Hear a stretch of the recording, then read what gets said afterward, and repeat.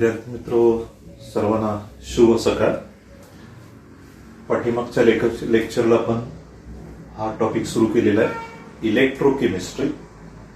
हा topic physical केमिस्ट्रीचा एक topic आहे आणि या इलेक्ट्रोकेमिस्ट्री टॉपिकचे आपण इंट्रोडक्शन पाहत होतो. विद्यार्थी मित्रांनो, ही इंट्रोडक्शन पाहत असताना आपण इलेक्ट्रोकेमिस्ट्रीची डेफिनेशन काय तीही पाहिलेली आहे. थोडंसं मी आणखी इंट्रोडक्शनचा पार्ट पुन्हा रिवाइज करतो. विद्यार्थी मित्रांनो, मी सांगितलं होतं की ज्या सेल्स असतात त्या सेल्स दोन प्रकारच्या असतात. त्या सेलची काही उदाहरणं मी सांगितली होती की बॅटरीमध्ये असणारी सेल किंवा टॉर्चमध्ये असणारी, घड्याळामध्ये असणारा सेल हा एक प्रकारचा सेल आहे. लॅपटॉपचे सेल असतील किंवा तुमच्या भिंतीवरच्या घड्याळातले सेल असतील किंवा टॉर्च मधले सेल असतील, हे एक प्रकारचे सेल आहेत. आणि या सेलमध्ये काही केमिकल्स असतात आणि ते केमिकल्समध्ये एक प्रकारची जी एनर्जी साठवलेली असते त्याला केमिकल एनर्जी असं म्हणतो. त्या सेल्समध्ये ही जी केमिकल्स आहे त्या केमिकल्समध्ये रिएक्शन घडते आणि त्या केमिकल एनर्जीचं कन्व्हर्शन इलेक्ट्रिकल एनर्जीमध्ये झालेलं आपल्याला दिसतं. टॉर्च असेल तर केमिकल एनर्जी आपल्याला लाईट एनर्जीमध्ये कन्व्हर्ट झालेली दिसते. रेडिओ असेल तर ही केमिकल एनर्जी साऊंड एनर्जीमध्ये आपल्याला कन्व्हर्ट झालेली दिसते. किंवा काही सेल्समध्ये या केमिकल एनर्जीचं कन्व्हर्शन इलेक्ट्रिकल एनर्जीमध्ये सुद्धा आपल्याला झालेलं दिसतं.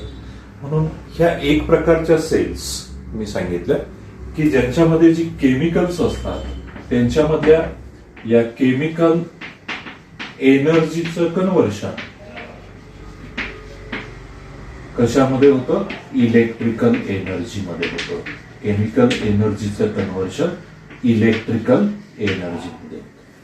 या सेलमध्ये आपल्याला हे कन्व्हर्शन असं दिसतं. आता दुसऱ्या प्रकारच्या काही सेल्स अशा आहेत. उदाहरणार्थ आपण ऍक्वियस किंवा फ्युज्ड एनएसीएलचं इलेक्ट्रोलिसिस करतो. म्हणजे एनएसीएल हा फ्युज्ड स्टेटमध्ये घ्यायचा किंवा ऍक्वियस स्टेटमध्ये घ्यायचा, त्याच्यामध्ये इलेक्ट्रोड बुडवायचे आणि त्याच्यामधून इलेक्ट्रिसिटी पास करायची. मग होतं काय? आपण पुरवलेल्या इलेक्ट्रिसिटीच्या साह्याने त्या ऍक्वियस एनएसीएल असेल किंवा दुसरा कुठलाही सॉल्ट असेल, ऍक्वियस एनएसीएल किंवा फ्युज्ड एनएसीएल याचं डिकम्पोजिशन होतं, याचं डिसोसिएशन होतं. आणि हे डिसोसिएशन जे आहे ते इलेक्ट्रिकल एनर्जी जर आपण वापरली नाही तर ते आपल्याला झालेलं दिसत नाही. याच्यामध्ये आपल्याला असं दिसतं की इलेक्ट्रिकल एनर्जीमुळं एनएसीएलच्या डिकम्पोजिशनची रिएक्शन घडली. म्हणजे काय झालं तर आपण पुरवलेल्या इलेक्ट्रिकल एनर्जीमुळं केमिकल रिएक्शन घडली आणि इलेक्ट्रिकल एनर्जीचं कन्व्हर्शन केमिकल एनर्जीमध्ये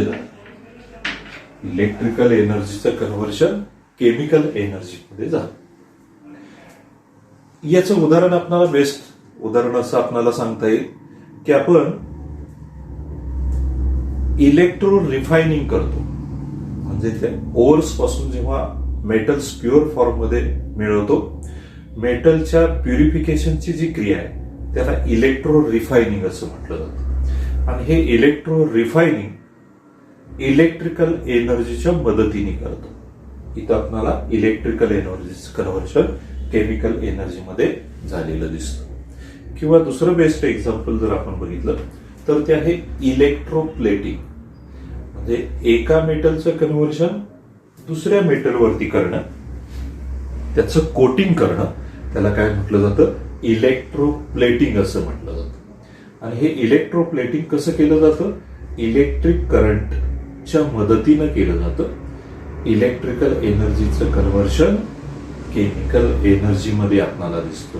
आपण जी मी सांगितलं होतं ऑर्नामेंट्स वापरतो, दागिने वापरतो, ज्याला आपण 1 ग्रॅमचे दागिने म्हणतो, अशा दागिन्यामध्ये आपल्याला कमी प्रेसियस किंवा ज्याची किंमत कमी आहे अशा दागिन्यावरती आपण प्रेसियस मेटलचं कोटिंग करतो, म्हणजे ते प्रेसियस मेटल सारखे दागिने दिसावेत, मौल्यवान दागिन्यासारखे ते दिसावेत, याच्यासाठी आपल्याला एका मेटलचं म्हणजे प्रेसियस मेटलचं कोटिंग दुसऱ्या मेटलवरती करता येतं. याला इलेक्ट्रोप्लेटिंग असं म्हटलं जातं. याच्यामध्ये इलेक्ट्रिकल एनर्जीचं कन्व्हर्शन केमिकल एनर्जीमध्ये होतं. आता इथं असा तुम्हाला दिसतंय केमिकल एनर्जी काही सेल्समध्ये इलेक्ट्रिकल एनर्जीमध्ये कन्व्हर्ट होते, तर काही सेल्समध्ये इलेक्ट्रिकल एनर्जीचं कन्व्हर्शन केमिकल एनर्जीमध्ये झालेलं दिसतं.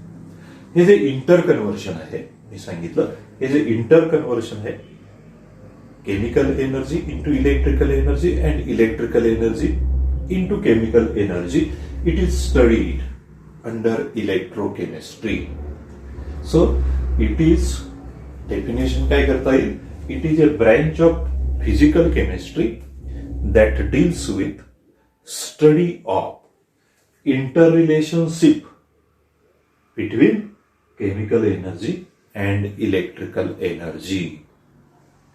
कशाचा स्टडी आहे इलेक्ट्रोकेमिस्ट्री म्हणजे inter relationship between chemical energy and electrical energy. ही आपल्याला इलेक्ट्रोकेमिस्ट्रीची डेफिनेशन करता येते.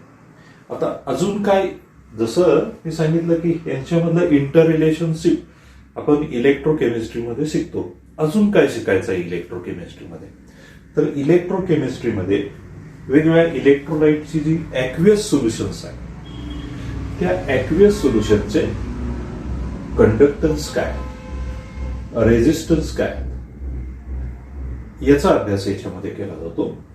त्याचबरोबर ॲक्वियस सोल्युशनच्या कंडक्टिव्हिटीज मेजर करून आपणाला काय समजतं, तर आपणाला ते इलेक्ट्रोलाइटचं सोल्युशन किंवा ॲक्वियस सोल्युशन यांचं एक्सटेंट ऑफ डिसोसिएशन किती होत असेल, म्हणजे डिसोसिएशन एखादा इलेक्ट्रोलाइट किती प्रमाणात होतो याची आयडिया आपल्याला त्या पदार्थाचं म्हणूया आपण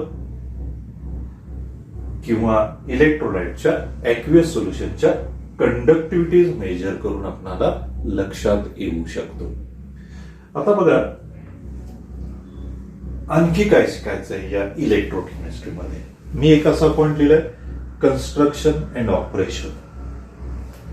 आता बघा ही 2 रिलेशन्स मी अशी सांगितली की काही सेल्स असे आहेत की ज्यांच्यामध्ये केमिकल एनर्जीचं कन्व्हर्शन इलेक्ट्रिकल एनर्जीमध्ये होतं, तर काही सेल्स असे आहेत की त्यांचं कन्व्हर्शन त्यांच्यामध्ये इलेक्ट्रिकल एनर्जीचं कन्व्हर्शन केमिकल एनर्जीमध्ये होत असतं. या सेल्स असतील किंवा या सेल्स असतील यांना एकत्रितपणे इलेक्ट्रोकेमिकल सेल्स असं म्हटलं जातं. एकत्रितपणे काय म्हणायचं यांना, इलेक्ट्रोकेमिकल सेल्स. मग अशा ज्या सेल्स, अशा सेल्स त्यांचं कन्स्ट्रक्शन काय असेल आणि त्यांचं वर्किंग ज्याला आपण ऑपरेशन असं म्हणतो, त्या सेल्स कशा वर्क होतील हे आपल्याला या इलेक्ट्रोकेमिस्ट्रीमध्ये शिकायचं असतं. आता या इलेक्ट्रोकेमिस्ट्रीमध्ये जर आपण बघितलं, उदाहरणार्थ आता इलेक्ट्रोकेमिस्ट्रीचं आणखी एक ऍप्लिकेशन कसं आपल्या लक्षात येतं, या इलेक्ट्रोकेमिस्ट्रीमध्ये जेव्हा आपण उदाहरणार्थ ॲक्वियस NaClचं इलेक्ट्रोलिसिस करतो, म्हणजे इलेक्ट्रिकल एनर्जी किंवा इलेक्ट्रिक करंट पास करून ॲक्वियस NaClचं इलेक्ट्रोलिसिस करतो किंवा त्याचं डिसोसिएशन करतो, त्यावेळी त्या ॲक्वियस NaCl मध्ये आपण 2 इलेक्ट्रोड्स डीप केलेले असतात आणि त्या इलेक्ट्रोडकडे जे प्रॉडक्ट तयार होतात किंवा ह्या सेल्समध्ये जे प्रॉडक्ट तयार होतात ते एका इलेक्ट्रोडकडं, कॅथोडकडे एक आणि अॅनोडकडे एक असे वेगवेगळे प्रॉडक्ट तयार होतात. आणि या रिॲक्शनमध्ये किंवा या इलेक्ट्रोलिसिसच्या प्रोसेसमध्ये आपणाला NaOH, सोडियम हायड्रॉक्साईड तयार झालेलं दिसतं. ॲक्वियस NaClचं इलेक्ट्रोलिसिस केलं की आपल्याला एक प्रॉडक्ट काय तयार झालेला दिसतो, सोडियम हायड्रॉक्साईड NaOH. आता हा NaOH जो आहे तो एक महत्वाचा प्रॉडक्ट आहे किंवा कंपाऊंड आहे की जो आपणाला सोप्स तयार करण्यासाठी, डिटर्जंट तयार करण्यासाठी किंवा पेपर इंडस्ट्रीजमध्ये तो आपणाला एक महत्वाचा पदार्थ आपणाला उपयोगी पडतो. आणि तो कसा तयार करायचा याची आयडिया आपल्याला येते. ॲक्वियस NaClचं इलेक्ट्रोलिसिस केलं की आपल्याला NaOH तयार झालेला दिसतो की जो आपल्याला वेगवेगळ्या इंडस्ट्रीजमध्ये एक महत्वाचा कंपाऊंड, प्रिपरेशनसाठी महत्वाचा कंपाऊंड म्हणून वापरता येतो. हे त्याचं एक महत्वाचं अप्लिकेशन आहे इलेक्ट्रोकेमिस्ट्रीचं. त्याचबरोबर फ्लोरीनचं प्रिपरेशन हे प्रामुख्यानं याच्यावरतीच आपल्याला डिपेंड दिसतं. किंवा मी आता सांगितलं की इलेक्ट्रो रिफायनिंग किंवा इलेक्ट्रोप्लेटिंग प्रोसेस यांच्यामध्ये आपल्याला अशा प्रकारच्या इलेक्ट्रोलिसिस सारख्या क्रिया महत्वाच्या असतात. त्याचा अभ्यास आपल्याला इलेक्ट्रोकेमिस्ट्रीमध्ये करायचा असतो. तुम्हाला एकंदरीत आयडिया आल्या असेल की इलेक्ट्रोकेमिस्ट्रीमध्ये आपण हे रिलेशन शिकणार आहोत, त्याचाच अभ्यास याच्यामध्ये करायचा आहे. वेगवेगळ्या सोल्युशनचा कंडक्टन्सची रेझिस्टन्स मेजर केल्यानंतर कशाची आयडिया येईल, त्याचबरोबर वेगवेगळ्या सेल्स आहेत त्यांचं कन्स्ट्रक्शन आणि ऑपरेशन, वर्किंग काय आहे त्याचा अभ्यास आपल्याला याच्यात करता येईल. आणि तुमच्या लक्षात येईल की रिसेंटली जे आपल्याला फ्युएल सेल्स आहेत की ज्या फ्युएल सेल्स अंतराळ यानामध्ये वापरल्या जातात, इलेक्ट्रिसिटीचा सोर्स म्हणून अंतराळ यान त्याच्यामध्ये ॲस्ट्रॉनॉट्स वापरत असतात. त्या अलीकडेच डेव्हलप झालेल्या फ्युएल सेल्स यासारख्या सेलचाही अभ्यास आपल्याला या इलेक्ट्रोकेमिस्ट्रीमध्ये करायचा आहे. विद्यार्थी मित्रांनो, ही सगळी इलेक्ट्रोकेमिस्ट्रीची ऍप्लिकेशन्स असल्यामुळं आपल्याला इलेक्ट्रोकेमिस्ट्री फिजिकल केमिस्ट्रीमध्ये शिकणं गरजेचं आहे. आणि म्हणून तो टॉपिक आपल्याला 12th स्टँडर्डमध्ये ऍड केलेला दिसतो. तुम्हाला इंट्रोडक्शन पार्टमध्ये इलेक्ट्रोकेमिस्ट्री बद्दल थोडीशी आयडिया आली असेल. त्यानंतर आपल्याला नेक्स्ट पॉइंट याच्यामध्ये बघायचा आहे कंडक्टर्स. कंडक्टर्स मराठीत याला आपण वाहक असं म्हणतो. ज्याच्यामधून इलेक्ट्रिसिटी फ्लो होते त्याला काय म्हणायचं, कंडक्टर्स. इलेक्ट्रिसिटी ज्याच्यामधून फ्लो होते त्याला कंडक्टर्स असं म्हणायचं. इलेक्ट्रिसिटीचा फ्लो म्हणजेच काय असतं, चार्ज ट्रान्सफर असतो. It refers to the charge transfer. आणि हा चार्ज ट्रान्सफर किंवा इलेक्ट्रिसिटीचा फ्लो आपल्याला बघा दोन पद्धतीने झालेला दिसतो. आणि म्हणून ही इलेक्ट्रिसिटी दोन पद्धतीने फ्लो होत असल्यामुळं आपल्याला कंडक्टर्स पण दोन प्रकारचे दिसतात. एक आहे इलेक्ट्रॉनिक कंडक्टर्स आणि दुसरा प्रकार आहे इलेक्ट्रोलाइटिक कंडक्टर्स. इलेक्ट्रॉनिक कंडक्टर्स आणि इलेक्ट्रोलाइटिक कंडक्टर्स. आता इलेक्ट्रॉनिक कंडक्टर्स कुठले आहेत, उदाहरणार्थ मेटल्स आहेत. आपल्या घरामध्ये मेटलचं वायरिंग असतं किंवा तुम्ही रस्त्याच्या कडेला पोल्स मधून किंवा पोल्स मध्ये ज्या अल्युमिनियमच्या वायर्स जोडलेल्या असतात त्यातून ही इलेक्ट्रिसिटी आपल्याला फ्लो झालेली दिसते. Metals are good conductors of heat and electricity हे आपल्याला माहिती आहे. म्हणून इलेक्ट्रॉनिक कंडक्टर्सला आपण मेटॅलिक कंडक्टर्स असंही म्हणतो. इलेक्ट्रॉनिक कंडक्टर्स का म्हणायचं, तर अशा कंडक्टर्स मधून इलेक्ट्रिसिटी इलेक्ट्रॉन्सच्या मार्फत फ्लो होत असते. इलेक्ट्रिसिटी कशी फ्लो होते? Charge transfer occurs in the form of flow of electrons from one point to the other. आपल्या घरामध्ये जे वायरिंग आहे त्याच्यामधून इलेक्ट्रिसिटी फ्लो होत असते. ती कशाच्या मार्फत? इलेक्ट्रॉनच्या मार्फत. Electric current flows due to the flow of electrons from one point to the other. आता ही इलेक्ट्रिसिटी इलेक्ट्रॉनच्या मार्फत फ्लो होत असते. मी आताच म्हटलं की मेटल्स हे इलेक्ट्रिसिटीचे गुड कंडक्टर्स असतात. कारण मेटलच्या ज्या आउटर मोस्ट सेल्स असतात या आउटर मोस्ट सेल्स मध्ये इलेक्ट्रॉन्स एक प्रकारचा कंडक्शन बँड तयार करतात. काय तयार करतात? कंडक्शन बँड तयार करतात. आणि असे इलेक्ट्रॉन्स फ्री असतात. कंडक्शन बँड मधले इलेक्ट्रॉन्स फ्री असतात. म्हणून अप्लाइड इलेक्ट्रिकल पोटेन्शियल मध्ये हे इलेक्ट्रॉन्स की ज्यांना आपण फ्री इलेक्ट्रॉन्स म्हणतो, कंडक्शन बँड मध्ये हे इलेक्ट्रॉन्स कंडक्टरच्या एका पॉइंट कडून दुसऱ्या पॉइंट कडे फ्लो होत असतात आणि इलेक्ट्रिसिटी फ्लो होत असते. मग हे इलेक्ट्रॉन्स जेव्हा फ्लो होतात तेव्हा मेटलमध्ये कुठल्याही मॅटरचा ट्रान्सफर एका ठिकाणाहून दुसऱ्या ठिकाणी झालेला दिसत नाही. इलेक्ट्रॉन्स फ्लो होतात. मेटलचे ऍटम्स किंवा आयन्स असतील ते एका जागेवरच असतात. म्हणून त्यांच्यातले इलेक्ट्रॉन्स फक्त एका ठिकाणाहून दुसऱ्या ठिकाणी जातात. मॅटरमध्ये कुठलाही चेंज झालेला दिसत नाही किंवा त्या मेटलमध्ये कुठलाही केमिकल चेंज आपल्याला झालेला दिसत नाही. इलेक्ट्रॉनच्या मार्फत ज्यांच्यामधून इलेक्ट्रिसिटी फ्लो होते ते असतात electronic conductors. Conductors these are the substances through which electricity flow. ज्यांच्या मार्फत इलेक्ट्रिसिटी फ्लो होते त्यांना कंडक्टर्स असं म्हणायचं. जर इलेक्ट्रिसिटी किंवा इलेक्ट्रिक करंट इलेक्ट्रॉनच्या मार्फत फ्लो होत असेल तर त्या कंडक्टर्सना इलेक्ट्रॉनिक कंडक्टर्स असं म्हणायचं. मग आता इलेक्ट्रॉनिक कंडक्टरच्या बाबतीत 3 पॉइंट लक्षात ठेवायचे. कोणते? Electric current flows by the transfer of electrons from one point to the other through these conductors.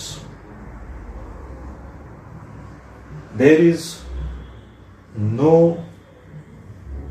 transfer of matter from one point to the other through this conductor. There is no change in matter. There is no flow of matter through this conductor. Only electrons flows from one point to the other through these conductors. There is no chemical change during flow of electricity through this conductor. Electricity जेव्हा यांच्या मार्फत flow होत असेल तेव्हा या conductors मध्ये कुठलाही chemical change झालेला दिसत नाही. आपल्या घरामध्ये वर्षानुवर्ष हे इलेक्ट्रिकल वायरिंग असतं ज्यांच्यामधून इलेक्ट्रिसिटी फ्लो होत असते.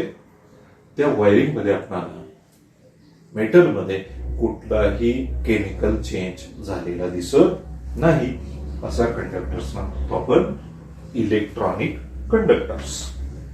दुसरा प्रकार आहे इलेक्ट्रोलायटिक कंडक्टर्स. इलेक्ट्रिसिटी फक्त अशा मेटॅलिक वायरिंग मध्ये फ्लो होते का? तर नाही. तुम्हाला माहित आहे की तुम्ही 9वी 10वी मध्ये खूप प्रयोग केलेले आहेत. एखादं ॲक्वियस सोल्युशन इलेक्ट्रोलाइट आहे का नॉन इलेक्ट्रोलाइट आहे हे ओळखण्यासाठी कॉपर सल्फेटचं ॲक्वियस सोल्युशन घेतलं, NaClचं ॲक्वियस सोल्युशन घेतलं, त्याच्यामध्ये इलेक्ट्रोड बुडवले, इलेक्ट्रिक करंट पास केला तर इलेक्ट्रिसिटी त्याच्यामधून फ्लो होते. कॉपर सल्फेट मधून इलेक्ट्रिसिटी फ्लो होत असते. आता ही इलेक्ट्रिसिटी फ्लो होते कशामधून? एखाद्या इलेक्ट्रोलाइटच्या मोल्टन सोल्युशन मधून किंवा मोल्टन मास मधून मेल्ट केलेले, NaCl मेल्ट केला तर त्याच्यामधून ही इलेक्ट्रिसिटी फ्लो होते. त्याचं ऍक्वियस सोल्युशन घेतलं, त्याच्यामधून ही इलेक्ट्रिसिटी फ्लो होते. ही जी ऍक्वियस सोल्युशन्स आहेत ज्यांच्यामधून इलेक्ट्रिसिटी फ्लो होते त्यांना काय म्हटलं जातं? इलेक्ट्रोलाइट्स होतं. इलेक्ट्रोलाइट्स. अशा इलेक्ट्रोलाइट्स मधून हे इलेक्ट्रोलाइट्स एक प्रकारचे काय आहेत? कंडक्टर्स आहेत. जसे मेटल्स, घरामधल्या वायरिंग मध्ये जे मेटल्स आहेत ते जसे कंडक्टर्स आहेत, त्यांच्यामधून जशी इलेक्ट्रिसिटी इलेक्ट्रॉनच्या मार्फत फ्लो होते, तसे इलेक्ट्रोलाइटचं ऍक्वियस सोल्युशन किंवा मोल्टन मास हे सुद्धा एक प्रकारचे काय आहेत? कंडक्टर्स आहेत. फरक एवढा आहे की यांच्यामधून इलेक्ट्रिसिटी कशी फ्लो होते, तर यांच्यामध्ये इलेक्ट्रोलाइट्स आहेत. इलेक्ट्रोलाइट्स जे यांच्यामध्ये आहेत ते मेल्ट केले किंवा त्यांचं ऍक्वियस सोल्युशन केलं की हे इलेक्ट्रोलाइट पाण्यामध्ये डिसोसिएट होतात, आयन्स तयार करतात आणि हे आयन्स मायग्रेट होतात. आयन्स एका ठिकाणाहून दुसऱ्या ठिकाणी मायग्रेट्स होतात आणि ह्या आयनांच्या मार्फत इलेक्ट्रिसिटी फ्लो होते. आयनांच्या मार्फत इलेक्ट्रिसिटी फ्लो होते. इथं इलेक्ट्रॉनच्या मार्फत आपण म्हणत नाही, आयन्स मायग्रेट होतात आणि मग इलेक्ट्रिसिटी फ्लो होते. इथं जो कंडक्टर आहे तो काय आहे? इलेक्ट्रोलाइट आहे. इथं एखादा सॉलिड मेटल आहे, इथं इलेक्ट्रोलाइट असल्यामुळे याला काय म्हटलंय मी? Electrolytic conductor. Electrolytic conductor. These are the conductors through which electricity flows due to the migration of ions from one point to the other. They are called electrolytic conductors. आता electrolyte हा एक conductor आहे. मग या conductors मधून electricity flow होत असताना याच्यामध्ये आयन्स, इलेक्ट्रोलाइट मध्ये आयन्स मायग्रेट होतात. त्या अर्थी याच्यामधल्या मॅटरमध्ये आपल्याला चेंज झालेला दिसतो. मॅटरमध्ये चेंज झालेला दिसतो. या कंडक्टर्स मध्ये घटकच मायग्रेट होतात. तसं इथं आहे का? फक्त इलेक्ट्रॉन्स मायग्रेट होतात. ऍटम्स असतील, मॉलिक्युल्स असतील, आयन्स असतील, आहे तसेच आहे, जागेवर आहे. फक्त इलेक्ट्रॉन्स मायग्रेट होतात.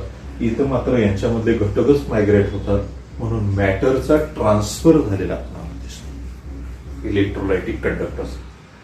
मॅटरचा ट्रान्सफर ज्या अर्थी होतो त्या अर्थी ह्या कंडक्टरमध्ये केमिकल चेंज झालेला दिसतो. हा याच्यामधला फरक आहे. मग कुठलंही इलेक्ट्रोलाइट सोल्युशन घ्या. म्हणून आपल्याला या दोन प्रकारच्या कंडक्टर्स मध्ये हा बेसिक डिफरन्स दिसेल. मग बेसिक डिफरन्स कसा? 3 पॉइंट मध्ये लक्षात ठेवावं लागेल. इलेक्ट्रॉनिक कंडक्टर्स मध्ये इलेक्ट्रिसिटी इलेक्ट्रॉन्स मार्फत फ्लो होते. याच्यामध्ये मॅटरचा ट्रान्सफर झालेला दिसत नाही. याच्यामध्ये कंडक्टरमध्ये कुठलाही केमिकल चेंज घडत नाही. याच्या उलट इलेक्ट्रोलाइटिक कंडक्टर्स मध्ये इलेक्ट्रिसिटी कशी फ्लो होते? आयनांच्या मार्फत होते. यांच्यामध्ये मॅटरचा ट्रान्सफर एका ठिकाणाहून दुसऱ्या ठिकाणी आपल्याला झालेला दिसून येतो. त्याचबरोबर या कंडक्टरमध्ये केमिकल चेंज घडून आलेला दिसतो. मला वाटतं तुम्हाला एवढं सांगितल्यानंतर या कंडक्टर्स मधला फरक लक्षात आला असेल. आता तुम्ही या कंडक्टर्स पैकी बरीच माहिती, बराचसा स्टडी इलेक्ट्रॉनिक कंडक्टरचा हा फिजिक्स मध्ये करत असतो. फिजिक्स मध्ये या प्रकारचे कंडक्टर्स बघता, इलेक्ट्रॉनिक कंडक्टर्स. आपणाला केमिस्ट्रीमध्ये इथं कोणते कंडक्टर्स बघायचे आहेत? इलेक्ट्रोलायटिक कंडक्टर्स बघायचे. हे लक्षात ठेवा, या कंडक्टरचा आपल्याला इथं फारसा अभ्यास करायचा नाही. इलेक्ट्रोलायटिक कंडक्टर्स वेगवेगळे बघायचे. विद्यार्थी मित्रांनो, कंडक्टरचे प्रकार तुमच्या लक्षात आले असतील. आता मी नेक्स्ट पॉइंट एक एक्सप्लेन करतो.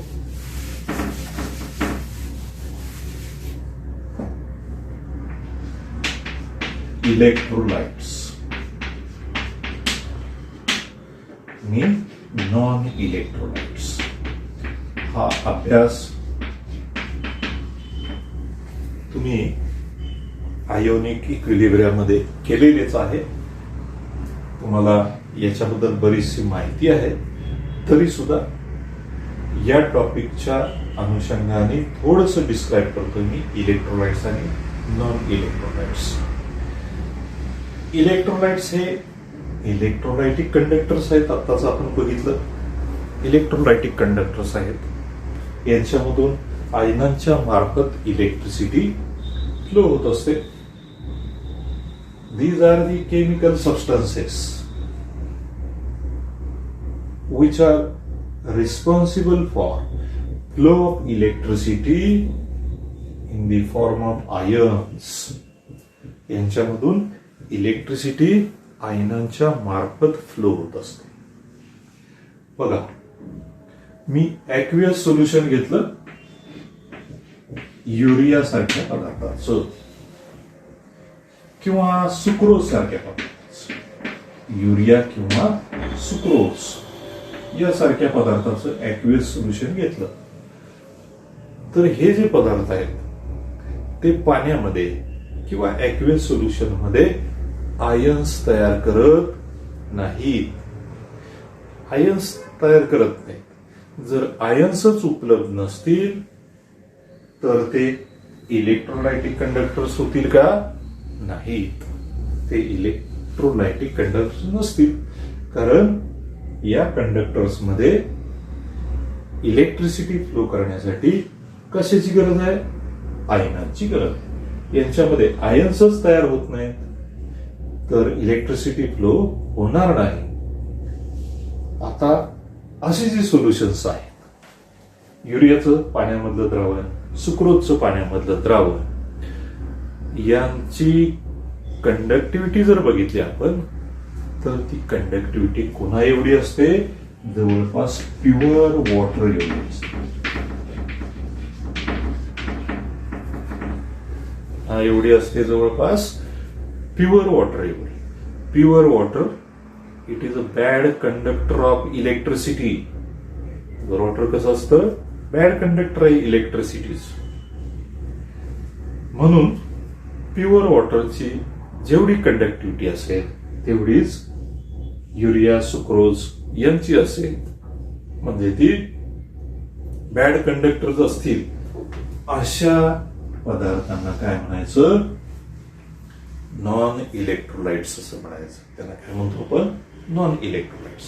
पण तुम्ही ॲक्वियस कॉपर सल्फेट घेतलं, ॲक्वियस NaCl घेतलं, KCl घेतलं, पोटॅशियम क्लोराईड, त्यांचं पाण्यात द्रावण तयार केलं तर हे आपणाला हाय इलेक्ट्रिसिटी दाखवतात. कारण ते पाण्यामध्ये आयन्स तयार करतात.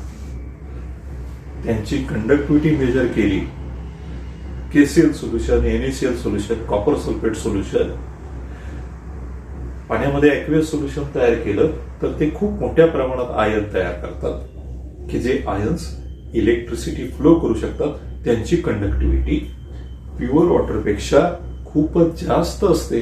त्यांना इलेक्ट्रोलाइट्स असं म्हणायचं. त्यांना काय म्हणायचं? Electrolytes. Substances whose aqueous solutions have higher conductivity than pure water, which contains ions. They flows electricity. Such substances are called electrolytes. इलेक्ट्रोलाइटचा अर्थ कळला तुम्हाला, नॉन इलेक्ट्रोलाइटचा अर्थ कळला. आता याच्यामध्ये जे इलेक्ट्रोलाइट्स म्हणूया आपण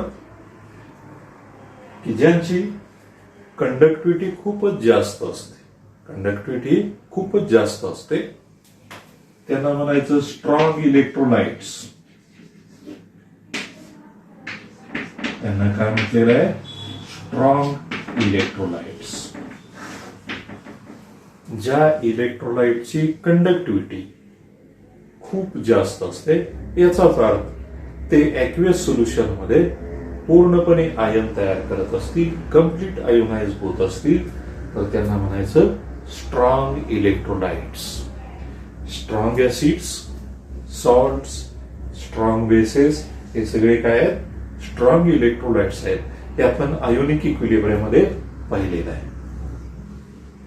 मग H2SO4 असेल, HNO3 असेल, NaOH असेल, KOH असेल, NaCl असेल, KCl असेल, हे सगळे स्ट्रॉंग इलेक्ट्रोलाइट्स आहेत. स्ट्रॉंग ऍसिड, स्ट्रॉंग बेसिस आणि सॉल्ट्स हे काय आहेत? Strong electrolytes. तर ज्यांची कंडक्टिव्हिटी कमी प्रमाणात असेल, ज्या इलेक्ट्रोलाइटची कंडक्टिव्हिटी कमी प्रमाणात असेल, त्यांना काय म्हणायचं? Weak electrolytes. They are called weak electrolytes. हे इलेक्ट्रिसिटी फ्लो करतात. कंडक्टर्स इलेक्ट्रिसिटी फ्लो करतात, पण कमी प्रमाणात, कारण त्यांच्याकडे आयन्स कमी आहेत. पाण्यामध्ये डिसोसिएट होऊन कमी प्रमाणात आयन तयार करतात. जे आयन तयार होतात ते इलेक्ट्रिसिटी फ्लो करतात, पण यांच्यापेक्षा कमी, म्हणून त्यांना वीक इलेक्ट्रोलाइट्स असं आपण म्हणतोय. मग वीक ऍसिड्स, वीक बेसेस हे कंडक्टर्स वीक इलेक्ट्रोलाइट्स आहेत. ते कमी प्रमाणात इलेक्ट्रिसिटी आपल्याला दाखवतात, म्हणून हे आहेत वीक इलेक्ट्रोलाइट्स. विद्यार्थी मित्रांनो, आपण हा पार्ट आयोनिक इक्विलिब्रियम मध्ये पाहिलेलाच आहे, पण इतर कंडक्टर्सचे प्रकार बघताना इलेक्ट्रोलाइटिक कंडक्टर्स आपल्याला शिकायचे आहेत. ते कंडक्टर्स कोणते, ते कसे असतात, त्यांचे प्रकार कसे असतात आणि त्यांच्या कंडक्टिव्हिटीज कशा असतील, हे कम्पेअर करण्यासाठी आपल्याला हे माहीत असणं गरजेचं आहे. विद्यार्थी मित्रांनो, यानंतर आपल्याला काय बघायचं आहे? तर यानंतर आपल्याला कंडक्टन्स म्हणजे काय, कंडक्टिव्हिटी म्हणजे काय, रेझिस्टन्स म्हणजे काय, रेझिस्टिव्हिटी म्हणजे काय, यांची रिलेशन्स पाहायची आहेत. पण आतापर्यंत जे आपण बघितलं त्यामध्ये तुम्हाला काय काय लक्षात ठेवता येण्यासारख्या बाबी आहेत. तर आपल्याला इलेक्ट्रोकेमिस्ट्री म्हणजे कशाचा अभ्यास आहे ते शिकावं लागेल. कोणत्या एनर्जीच्या दोन प्रकारामध्ये इंटर रिलेशनशिप यांच्यामध्ये अभ्यासली जाते ते पाहावं लागेल. इलेक्ट्रोकेमिस्ट्रीमध्ये कंडक्टन्स मेजर करायचा आहे, रेझिस्टन्स पाहायचा आहे, याचा अभ्यास करायचा आहे, ज्याच्यावरून आपल्याला कंडक्टिव्हिटी मेजर करून एखाद्या इलेक्ट्रोलाइटचं डिसोसिएशन, त्याचा एक्सटेंट काय तो कळू शकतो. वेगवेगळ्या प्रकारच्या इलेक्ट्रोकेमिकल सेल्स असतात, त्या सेलचं कन्स्ट्रक्शन आणि वर्किंग हे आपल्याला याच्यामध्ये अभ्यासावं लागतं. त्या कन्स्ट्रक्शन आणि वर्किंगचा आपण स्टडी करून आणखी त्या सेल कशा कन्स्ट्रक्ट करता येतील, त्याच्यात सुधारणा कशा करता येतील हे आपल्याला पाहता येतं. रिसेंटली ज्या फ्युएल सेल्स, त्या एक प्रकारच्या इलेक्ट्रोकेमिकल सेल्स आहेत, मी सांगितलं की जे ऍस्ट्रॉनॉट्स वापरत असतात, त्यांना त्याचा उपयोग इलेक्ट्रिसिटी मिळवण्यासाठी ऍस्ट्रॉनॉटना म्हणजे अंतराळ यानामध्ये असताना या फ्युएल सेलचा उपयोग होतो. याच्यामधून आपल्याला ड्रिंकिंग वॉटर पण मिळतं, प्युअर ड्रिंकिंग वॉटर ऍस्ट्रॉनॉट्सला. त्याच्यासाठी या फ्युएल सेल्स याच्यामध्ये काय आपल्याला आणखी डेव्हलपमेंट करता येईल त्याचा अभ्यास करायचा आहे. त्याचबरोबर याच्यामध्ये आपण आत्ताच बघितलं की कंडक्टर्स दोन प्रकारचे आहेत. पहिला प्रकार आहे इलेक्ट्रॉनिक कंडक्टर्स किंवा मेटॅलिक कंडक्टर्स ज्यांना म्हणतो आपण, आणि दुसरा प्रकार आहे इलेक्ट्रोलाइटिक कंडक्टर्स. हे फिजिक्समध्ये बऱ्यापैकी पाहत असतो, त्यात मला केमिस्ट्रीमध्ये शिकायचे वेगवेगळ्या केमिकल सबस्टन्सेस यांच्यामधून इलेक्ट्रिसिटी कशी फ्लो होत असते. मग इलेक्ट्रोलाइटिक कंडक्टर्स म्हणजेच इलेक्ट्रोलाइट्स आहेत, आणि ते इलेक्ट्रोलाइट्स कुणाला म्हणायचं? नॉन इलेक्ट्रोलाइट्स कोण? त्यांच्या कंडक्टिव्हिटीज प्युअर वॉटर बरोबर आहेत का कमी जास्त आहेत त्याच्यावरून स्ट्रॉंग आणि वीक इलेक्ट्रोलाइट्स आपण पाहिलेले आहेत. स्ट्रॉंग इलेक्ट्रोलाइट्स कोणते आहेत, वीक इलेक्ट्रोलाइट्स कोणते आहेत, त्यांची उदाहरणं काय आहेत. जनरली स्ट्रॉंग म्हणजे स्ट्रॉंग ऍसिड्स असतात, सॉल्ट्स असतात, स्ट्रॉंग बेसिस असतात. वीक इलेक्ट्रोलाइट्स म्हणजे वीक ऍसिड आणि वीक बेसिस हे वीक इलेक्ट्रोलाइट्स आहेत. दोन्हीमधूनही कम्पॅरेटिव्हली कमी जास्त प्रमाणात इलेक्ट्रिसिटी फ्लो होते. म्हणून स्ट्रॉंग असू द्या किंवा वीक इलेक्ट्रोलाइट्स असू द्या ते इलेक्ट्रोलाइटिक कंडक्टर्स आहेत हे लक्षात ठेवावं लागेल. म्हणून आज आपल्याला हे काही महत्वाचे पॉइंट्स लक्षात ठेवावे लागतील. त्यामध्ये हे 2 प्रकार लक्षात ठेवा कंडक्टरचे. नेक्स्ट लेक्चरला मी सांगितल्याप्रमाणे आपण कंडक्टन्स, रेजिस्टन्स, कंडक्टिव्हिटी, रेजिस्टिव्हिटी यांचे अर्थ पाहणार आहोत. आज आपण इथंच थांबूया. थँक्यू.